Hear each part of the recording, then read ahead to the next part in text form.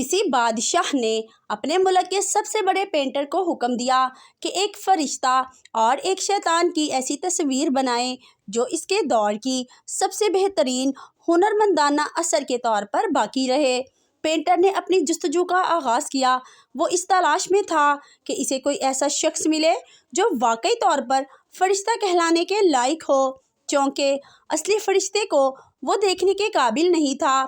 اسی لیے ایک بہت ہی خوبصورت اور معصوم بچے کو ڈھونڈنے کے بعد اس کی تصویر بنائی۔ جب اس خوبصورت تصویر کو بادشاہ کے سامنے پیش کیا تو بادشاہ اور تمام لوگوں نے اس کی خوبصورتی کا اعتراف کیا اور اس کے فن کی داد دی۔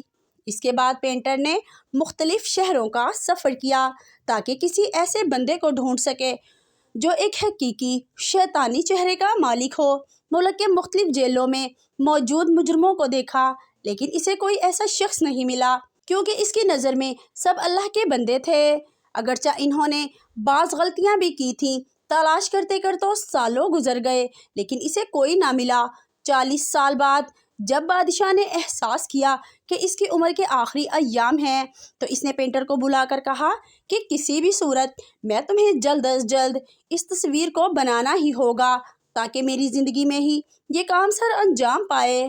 پینٹر نے دوبارہ اپنی جستجو شروع کی اور آخر کار اسے وہ شخص مل گیا جس کی تصویر بنانی تھی۔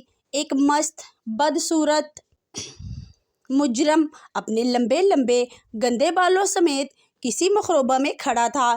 اس کے پاس جا کر درخواست کی کہ ڈھیر سارے پیسوں کے بدلے میں وہ اسے اس بات کی اجازت دے تاکہ وہ بطور شیطان اس کی تصویر بنا سکے۔ اس نے پینٹر کی بات قبول کی۔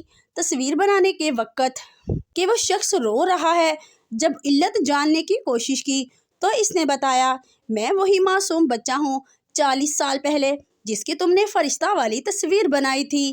میرے اعمال نے مجھے شیطان بنا دیا۔ فرشتہ باقی رہنا یا شیطان بننا ہمارے اپنے اختیار میں ہے۔